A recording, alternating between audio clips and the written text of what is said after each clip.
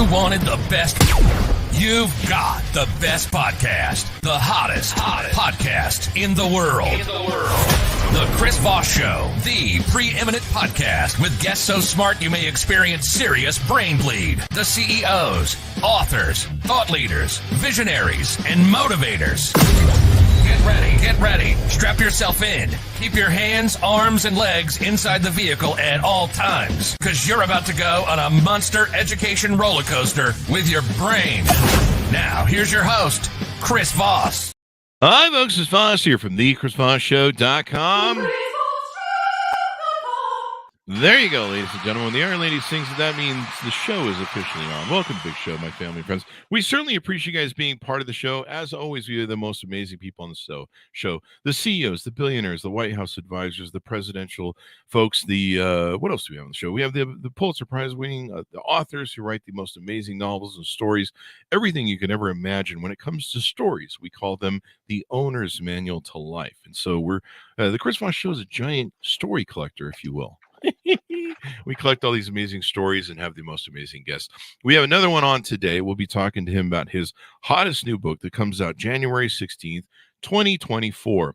In the meantime, we just asked for you to go to goodreads.com/Chris Voss, linkedin.com/Chris Voss, Chris Voss 1 on the LinkedIn or Tickety Talkety, and Chris Voss Facebook.com, and refer to the show to your family, friends, and relatives. See, that was an easy, painless. I don't know. It's Tuesday, folks.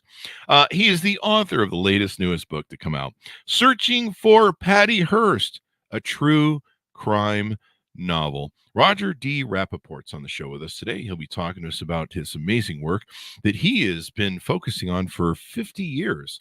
And he originally covered the Patty Hearst case in 1974 through 75. He wrote a book with her fiance, Steve Weed, that was never published. Weed got cold feet about sharing intimate details of their love story that began when she was his 16-year-old student at the private high school where he taught. He did the first long interview with her kidnapper, Bill Harris, after he was released from prison, as well as the Los Angeles coroner who autopsied the 6 Symbionese Lebanese. Am I saying that right? Liberation Army. Symbionese? I don't know. Lebanese Liberation Army, correct. All right, I want to make sure. There's a camera in front of me. Hearst captors who died in a firefight with the LAPD. A relative, Mark Brandler, was the judge in the trial where Patty Hearst pled guilty to joining the kidnapping of a 17-year-old high school student. He's the author of many books, 3 award-winning feature films, and a journalist whose work has appeared in the Los Angeles Times, San Francisco Chronicle, and the Atlantic. And he's with us today for an exclusive interview on his book, Searching for Patty Hearst, being published today. Welcome to the show. How are you, Roger? I'm great. Today is the publication date of the book, so the timing is pretty good, Chris. Yes. Nice to start at the top, and I'm happy to be here. We're honored to have you as well. And give us your .coms. Where do you want people to look you up on the interwebs? PattyHearst.com is the publisher's website. For those members of the audience who know just a little bit about Patty and would like to know more, there's a great timeline that my publisher, James Sparling, did, and also a hilarious piece he did on the AI covers that didn't make the cut. You'll really enjoy it. It's really a funny take on book covers that AI thought might work and didn't.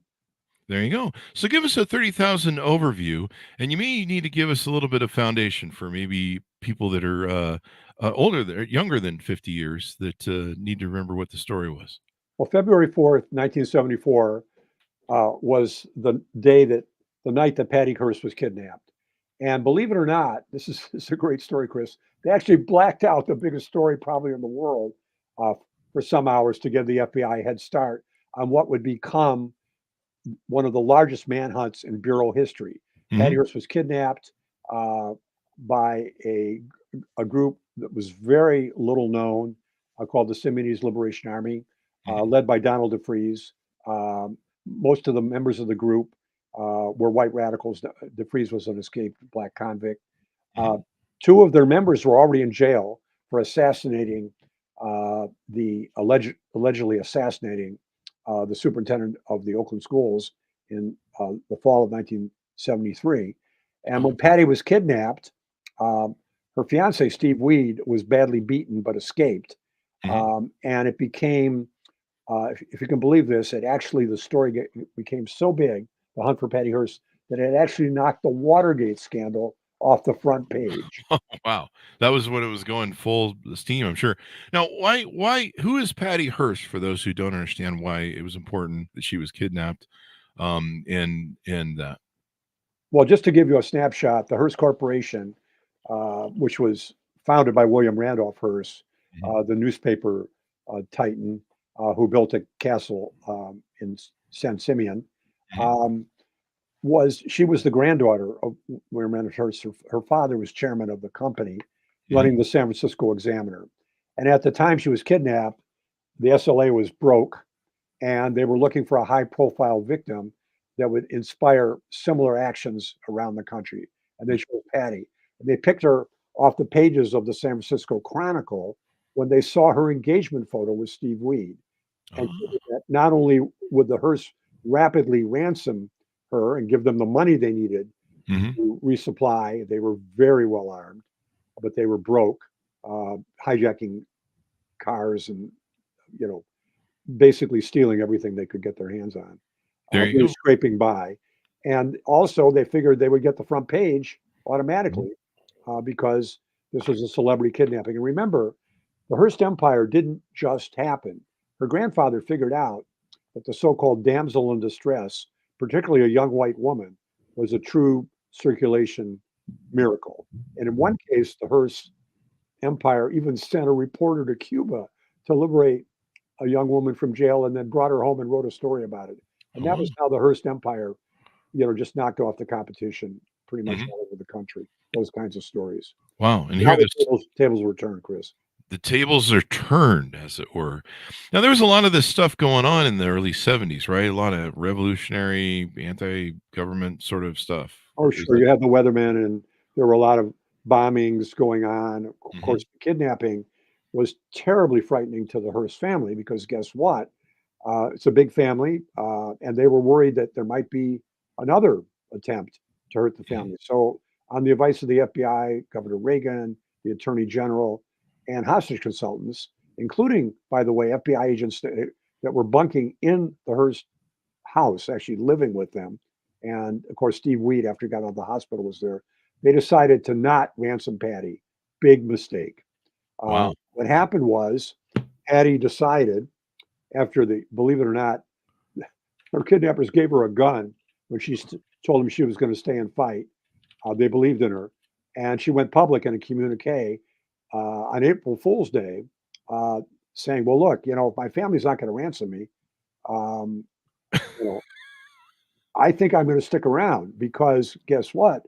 She didn't feel safe just walking because the FBI and the police were pretty well armed.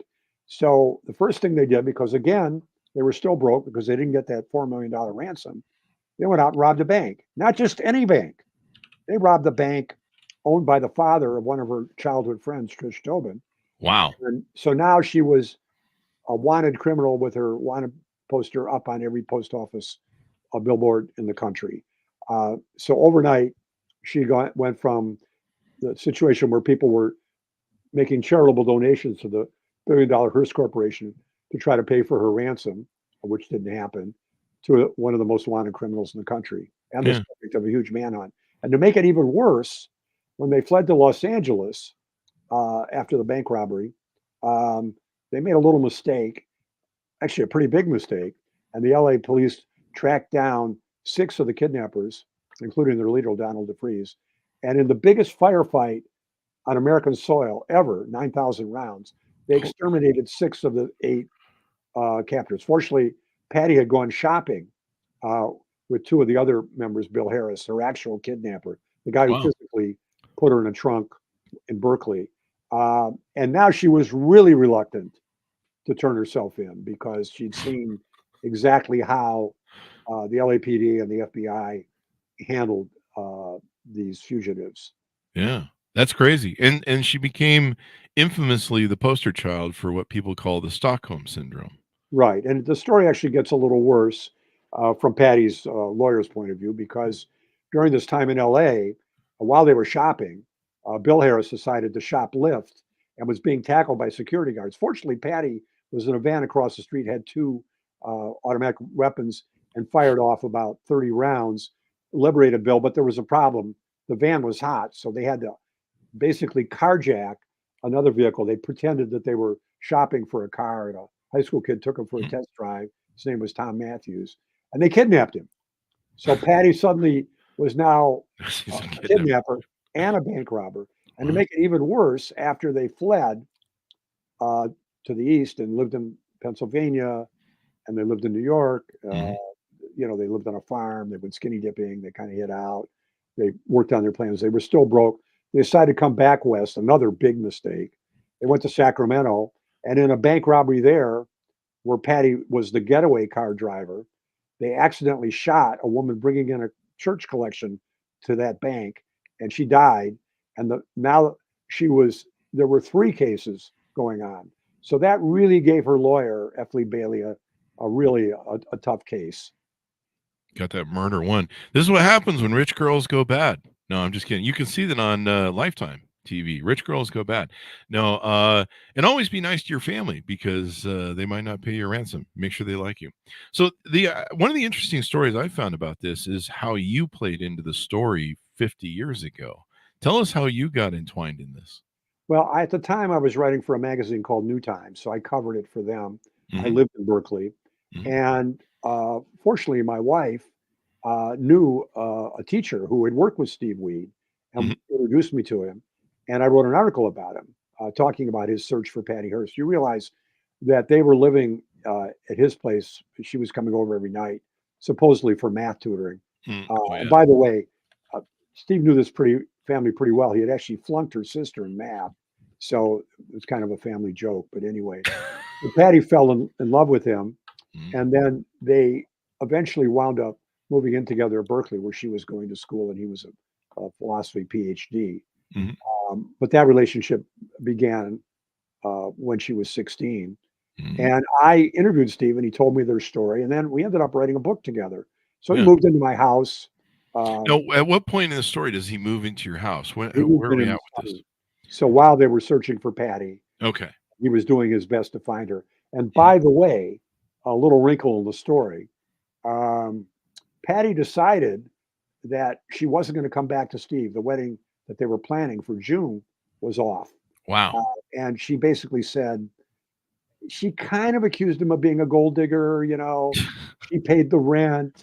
She did all the shopping. She did all the cooking. And he just kind of hung out with his friends. And she just said, I decided. And actually, she had been talking about breaking off the engagement, thinking about it. And she'd actually, the week of the kidnapping, she told later told both the prison psychiatrist and, remember Tom Matthews, the kid she kidnapped? She told both of them that she'd had dreams that she was going to be kidnapped. So you can think about why she was dreaming of this. She was sitting in class one day and started daydreaming that, having this fear that she was going to get kidnapped. So Steve and I wrote this book, and what I didn't know at the time was I would give him a chapter, and then he'd go home and rewrite it. Not tell me about it. And then when I basically was done with the book, we had a big advance from Ballantine. He announced that the book was a little too personal, even though that's what the publisher wanted. I mean, he'd been a drug dealer at Princeton. They did things like he would steal exams from the geometry teacher's file cabinet and give them to her so she could pass in geometry. Spend 3 hours tutoring her on all the questions so she could pass this exam. And of course, she only got an 80 in the course. So he didn't want those kinds of details in the book, because guess what? He was hoping that when she came back, the fact that she had declared in a communique that she was dumping him and running off with one of the kidnappers, Willie Wolf, who unfortunately died in that LAPD firefight. So her personal life got pretty complicated. Was he worried that maybe the 16-year-old thing might be a thing too? Well, yeah. I mean, obviously in today's world that would be treated much differently than it was. Yeah. But she would say things to him like, "I hope my parents die in a plane crash," and that was in the book. Oh, wow. Stuff like that. And of course, he was a drug dealer at Princeton. He would fly cross country, get your weed from weed. So this was starting to get a little, dropping acid, Uh, stuff like that. And obviously, he was in love with being a Hearst. He still had some of the rugs which he brought over he brought over for safekeeping, things like that. Family heirlooms, things like that. They were getting a deep discount on family heirlooms that were being kind of auctioned off at a 90% discount to family members. So this story falls like right in your lap. You're living down the block from him. Right. You write this book. The guy's crashing your place. You get the advance. You got the story. So what's parlayed over the last 50 years with this book or potential book? Is Well, the book that you're releasing now? How does that play into it all? so Steve did go ahead and did his own version of the book, Mhm. and published it. And actually, believe it or not, the PR campaign opening day for the book uh, was just before Patty went on trial for bank robbery in San Mhm. Francisco, and he was doing a round of press conferences. So obviously, that didn't exactly endear him to the Hearst family. Meanwhile, I was able, as an Oakland Tribune reporter, to get Bill Harris, after he was paroled, the kidnapper, Mhm. uh, to give me a long interview about Patty, and they were stunned. They thought the Hearst would write them a check for $4 million. They'd have a big bank account that they could go to Cuba. They could do whatever they wanted. But the Yeah. main thing is they would show the world how revolutionaries can really get the job done. And Patty just seemed like the perfect target. Mhm. Kidnap her one day, get the check, uh, money. I mean, today the Hearst family is a $21 billion family. Just to give you an idea, when Wow. Randy, her father, the guy who decided on the advice of all his consultants not to pay the $4 million ransom, with consulting with his family, when he died, his estate was $1.5 billion. So Wow. obviously, Patty was a little hurt by that. She kind of felt, oh my goodness, you know. She should have Um, given better gifts at Christmas. Right, right. She said the one thing that I've learned is that the corporate ruling class will do anything in their power to maintain their position of control over the masses, even if this means sacrificing one of their own. Well, that's Oh. the way she felt. Of course, her family was convinced these tape recordings were all bogus, April Fool's Day, right? Her Huh. mother thought she was dead. And then after telling the press that, they got on a plane to Mexico to go stay with Desi Arnaz and kind of cool out. So all these things, she accepted another appointment of the Board of Regents of the University of California, where Patty was a student Mhm. under Ronald Reagan. I mean, that just really upset her. The family was not doing the kinds of things she felt they should be doing to convince the SLA, the kidnappers, to take them seriously and her Mhm. seriously. Every time they would put down and claim she was being brainwashed, the SLA would just, they did a bank robbery, anything they could do to prove that she was, you know, she'd become a revolutionary under the name of Tanya, by the way. Yeah. I remember the pictures of her. She's in the bank holding the gun, and she looks like a revolutionary. She got the little thing there. So now this book here is billed as a true crime novel, searching for Patty Hearst. What is this part of a true story, or is this a novel where you've spun it on fiction, or how does this book lay out? Well, all the things we've been talking about so far, Chris, the Hmm. events that actually happened, are in the book. But Okay. the problem is that we don't have clarity about, for example, in the book, I have the Bill Harris interview, Hmm. okay, his side of the story. And there's a lot from Patty's side and so on. But there are many, many people. I mean, imagine there were thousands of FBI agents working on this case. There were judges, lawyers, prosecutors, F. Lee Bailey, and they all had their side of the story. Just Hmm. to give you one example, this is actually a true story. When F. Lee Bailey, who at the time was probably the most famous criminal attorney in the country, as I mentioned, he defended the Boston Strangler. And in fact, the Boston Strangler psychiatrist was flown in from Boston to analyze Patty Hearst. And he insisted, as part of his fee deal, that he was going to get the first rights to write the definitive book on the case, Hmm. and Patty would hold up anything she wrote for 18 months. While they were defending her, they're already working, cutting up the publishing rights to the book, right? Well, of course, what happened was he lost the case, and his big publishing contract fell apart. So that's just Oh one no. example of how people were playing this thing. So in the book, I give everybody a chance to tell their side of the story. Mhm. And of course, because none of us were there at the time, and many of these people are no longer with us, this is an opportunity for the reader to decide, essentially what you do every day on your Oh, show. Let the reader decide. And one thing I would say about your show is that you do a great job of never just taking one person's word for it. When you have guests on, they present the other side and you let your audience decide. And one of the reasons you have a very successful podcast is that you're encouraging people when they listen to somebody like me to not just take the guest's word for it, but to do their own homework. And that's a great thing for younger people. Never mhm. just get different vantage points. And Yeah. the point of the book is we have situations in this book, literally, where two people were in the same room at the same moment, in this case for months, and they Oh. have completely different versions of what happened. Uh, Mhm. and another example would be Steve Weed, who we've talked about, Mhm. where he was telling me, quote, the truth. He lived in the Hearst house while they were searching for Patty, right? And he Uh-huh. was telling me about the Swamis, and he got drunk with Patty's dad, and all these stories. Some of them were very funny. The publisher was just loving it. All Yeah. this really gritty, nuts, you know, all the fine details, the eyewitness accounts. Well, there were other people in the room, like Patty's mother and his father, who thought Steve was a complete jerk. They hated him. Her dad even said he really needs to be housebroken. They finally just kicked him out. House. Well, I had a little bit of experience with him, telling me all this stuff, and then he's deciding no, he doesn't want to tell it. So this book is an attempt to present all sides of the story, and then let the reader decide on their own what they think really happened. I like that. I like that approach. And then I imagine by calling it a novel, it kind of absolves you of, any sort of lawsuits or accusations, I guess. Well, Maybe. what's really interesting, I just want to use this one example, Chris, because you talk Mhm. about the difference between fiction and nonfiction. Mhm. So here's an interesting story. So Patty wrote a book, 400-page book, in which she asserts a lot of things.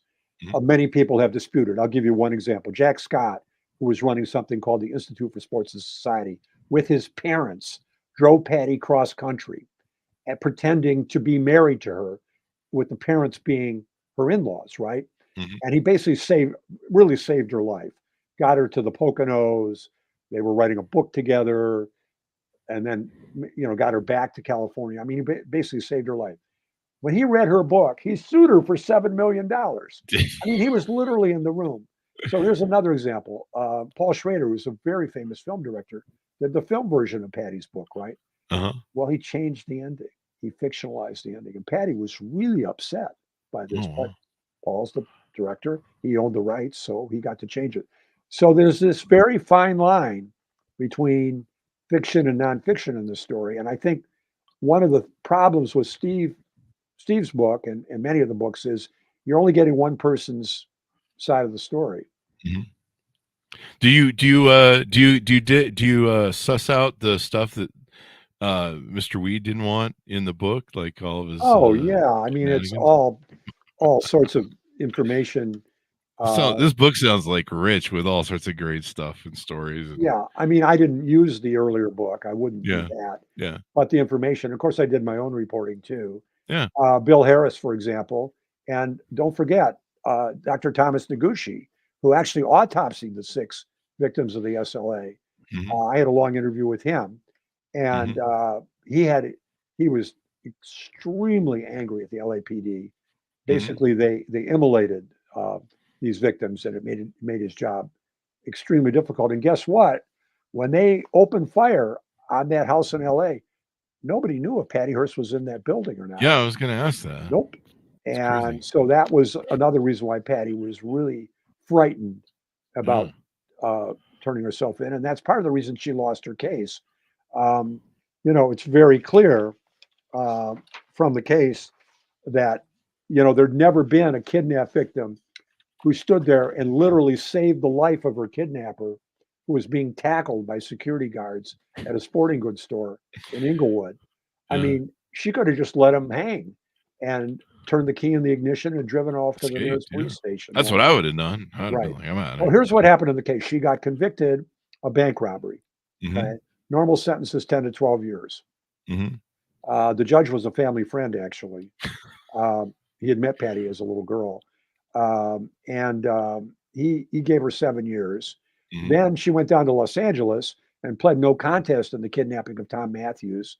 Mhm. And that was where she became very close to Tom. And Tom said, well, because she'd been kidnapped, she kind of understood what it felt like. And she was really sweet to me. She kept leaning down and touching rubbing my back. She gave me a big kiss when they let her go the next day. So she pled no contest in that case. And the Mhm. prosecutor, Samuel Myerson, in that case actually went to the judge and said, well, she's already in jail for bank robbery. I think we'll just, let's just suspend the sentence. Okay. But Wow. here's the most interesting one of all. So this woman who died in the Sacramento bank robbery, Patty now was not in the bank when this happened. It was Mhm. actually Bill Harris's wife, Emily, who shot her accidentally. Mhm. There was finally a criminal case brought against 5 of the SLA members. Patty was never indicted, even though she drove the getaway car. But more to the point, there was a civil case brought by the family of this woman, Mhm. and it was settled out of court for $300,000 by the defendants, including Patty. And Oh. Patty's dad, Randy, wrote a check on that one Mhm. as part of the settlement. Wow. So she ended up spending about 22 months in federal prison before President Jimmy Carter commuted her sentence.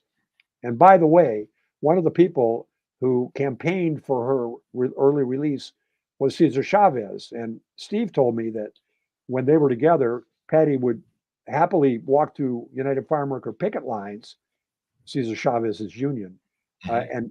and curse the miserable effing migrants. So she was by no means a leftist when she was kidnapped. Wow. I mean, it's such a crazy story. I was just a kid at the time, and I just have a vague memory of it. But I remember how insane it was. And so you've been collecting all this stuff for 50 years now. As of today, is it as of today? Is the 50-year February anniversary? 4th is the 50th February 4th? anniversary. Yeah. Okay, yeah. So you've been collecting all this stuff. What has it like been following this story for 50 years and just being on top of it? Well, you'll be surprised, Chris, but if you go to pattyhearst.com, which is Mhm. our website, that has a timeline of the entire story, all the things we've been covering today. So for someone who's new to the Mhm. story, pattyhearst.com has the story behind searching for Patty Hearst. Oh, Um, wow. one of the most asked questions is Patty Hearst still alive? And the answer is absolutely.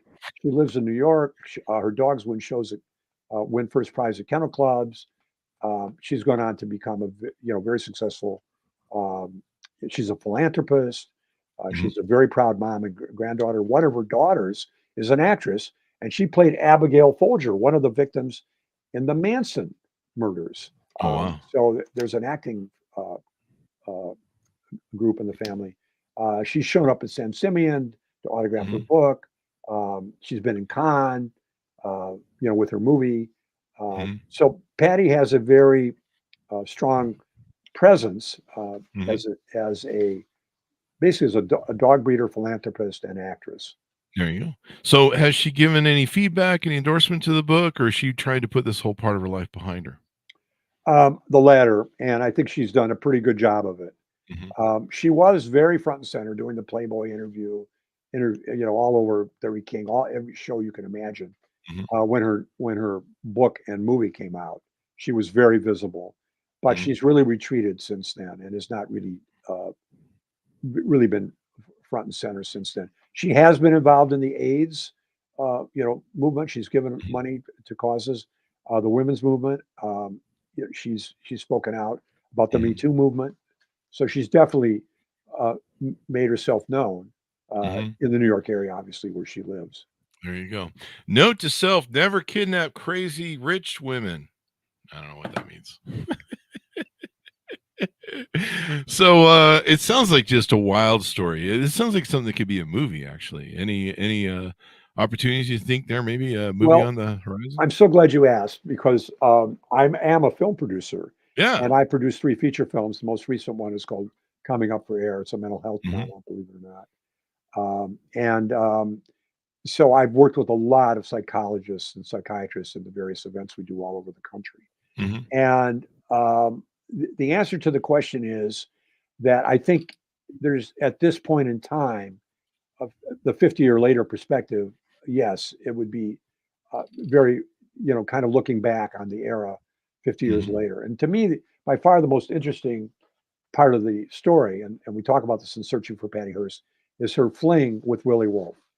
She eulogized these 6 uh, victims, fallen SLA victims, and she said she called Willie Wolf the sweetest, loveliest, the sweetest, gentlest man I've ever known. Well, think about that for a minute. What was their relationship like? I mean, talk about catnip for a film producer.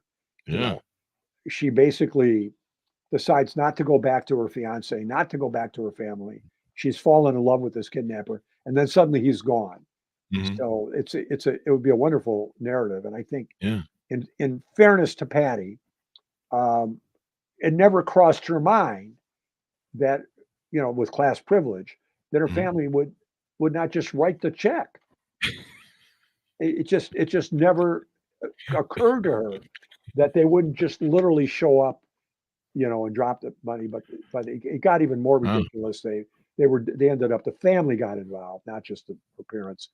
And why did they do it? Well, they were afraid that the Hearst Empire, once they bribed them once, they were going to come back and hit them again. Well, guess what happened Uh, during the trial? These a group called the New World Liberation Front, not the SLA, mhm.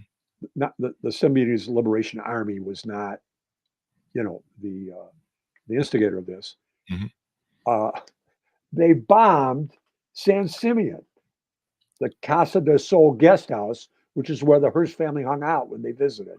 Oh, So wow. these were not idle Yeah. concerns. There was a real concern that there could be future action against There you go. this company because they're Yeah. highly visible. If you pay Newspapers, terrorists, you'll just right? get more And terrorists. we've seen that kind of thing. There was a Yeah. bombing. There was a terrorist. There was a shooting at a paper in Baltimore more Mhm. recently, Mhm. um, where 5 people were killed. So they just felt incredibly vulnerable, and their idea was, well, the FBI, will we'll get them. I mean, this hunt was almost as big as the hunt for Jimmy Hoffa. In fact, they hadn't found Jimmy Hoffa yet, so now they were really on the hot seat. So they had There you thousands go. of agents working this case. Yeah. And, just for an update, they never did. No, they never Jimmy. did. No, yeah, and There's a that lot of was rumors. when they go in for funding, they talk about all the success stories. Well, that was a Oh, tough yeah. time for them. That was, yeah. It was a wild time. I mean, you had so many, like I think you mentioned the Strangler, the Hillside Strangler. I remember when he was running around, and I mean, it was just a crazy ass time. And then you had Nixon. Tricky dick. So there you go. So I don't know if you're married still. Did your wife over 50 years somewhere get No, sick of we you we we were focused divorced on her? years later, and I've remarried. Did So she ever get tired of you focusing on Patty Hearst? Like, what's going on? Yeah, this weird obsession with this other woman. yeah, well, basically, uh, our time together with Steve, where we were feeding him, of course, and he Yeah. was living with us and so forth. When we look back on it, it was a very difficult time for both of us, Yeah. especially when we asked him to leave, and he came back a few days later and asked if he could move back in, but just wasn't working out. Yeah. So Especially when he's stealing your book, eh? yeah, so he was unhappy that we asked him to leave because it was just, he would get up at noon and go out late at night and hang out with Yeah. his friends. And Sounds of like a course, I was weed trying to meet a professor. deadline, and he'd be sitting out in the backyard, Yeah. Sounds like a weed socializing. professor for sure. Yeah. I don't think things have changed at Berkeley. I don't know what that means. I'm getting get sued now. So what do you hope people come away from when they read your book? Give us the final pitch out on people to pick up your book and order it wherever fine books are sold. Well, this is the greatest kidnapping story in American history, Mhm. and it's inspired even authors like Stephen King to fictionalize various aspects of the story. But I think, in fairness to the story itself and to your audience, the great thing about the Patty Hearst case, and if I may say about searching for Patty Hearst, is the open ending. There's so much we still don't know about this Mhm. case, and I think in the book, and to a certain extent on the website, we ask all the unanswered questions. And what makes this so interesting is the cast of characters. We've talked a lot about the lead characters, but there's so many other people. The Tom Matthews story. I mean, can you imagine this 17-year-old kid? He basically said after it was over, he had a great night. He loved meeting You Patty. got a kiss You out know, I of mean, Patty Hearst. you talk about the family members, Yeah. who were trying to help. Obviously, her parents. Her Mhm. mother is absolutely a fascinating character. She would Really? take her. Steve told me this. They would go back to her home in Atlanta, and they'd be walking around Atlanta, showing her the sights. And her mother, who was a regent at the University of California, was using the N word left and right. It's just a fascinating family. Kind Mhm. of an amalgam of. And then, of course, her dad's newspaper. One of my favorite Patty lines is to her dad saying, Dad, nobody under 80 reads the San Francisco Examiner. I don't think that's changed. Yeah. So they really did have a sense of humor. Um, and frankly, Steve Weed did me a favor because I got an inside look. I mean, guess what? He lived with her for 3 years. He was living with her family. So he talked a lot about the Swamis that were. Catherine Hirsch didn't think the FBI knew what they were doing. So she called in Swamis. They had Swami 1, Swami 2, Swami 3 giving them advice, living in the house, sitting out by the pool. Wow. So it's really uh, a wonderful look at what happens to a incredibly influential family when their daughter just decides she's had enough of being a Hearst. Wow. And that would happen with me if I ever got kidnapped. Like if I went to Mexico and got kidnapped, they'd call them for the ransom. My parents would be like, "You'll actually have to pay us to take him back." So wait a minute. I'm sitting here being a kidnapped victim in a closet. Willie Wolf is she was blindfolded, so Willie Wolf is reading her Marx's books about dialectical materialism, and Ah, they're off at Desi Arnaz's house in Mexico. I mean, what? And it's by the wild. way, as they got on the plane to go to Mexico, as they're leaving the house to go to Mexico, her mother is saying, I think Patty's dead. Well, Wow. I mean, hey. So that's So she was a little upset by these public statements. wow. That is crazy, man.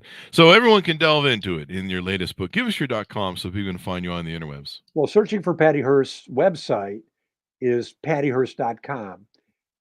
And for those who are new to Patty Hearst, the timeline is a great way, the great introduction to the story. It gives a good overview. And I'd There like you go. to add this one thought about your show. Um, I think we've been pretty careful today to make it clear that there are many points of view on this story. And I think that's the great thing about your podcast is that you encourage people to do their own homework and Mhm. get different points of view. And that's what I love about your show. Thank you. Thank you. I really appreciate the comment there. And that's the great thing about your book. They're going to get so many of those diverse sort of aspects, and you be the judge, as they say on TV. Right. So thank you very much, Roger, for coming on the show and sharing the story with us. Thanks, Chris. It's been great to be here. Thank you. Great to have you as well. Congratulations on the new book, Searching for Patty Hearst, a true crime novel, out January 16th, today, 2024. You can catch up on all the latest stuff and watch for probably more news or maybe some film coming from Roger as well. So you can check that out. Thanks so much for tuning in. Go to goodreads.com/Chris Voss, LinkedIn.com/Chris Voss, Chris Voss 1, the TikTok, the Chris Voss, Facebook.com, and Chris Voss on YouTube. We certainly appreciate you guys being here. As always, be good to each other, stay safe, and we'll see you guys next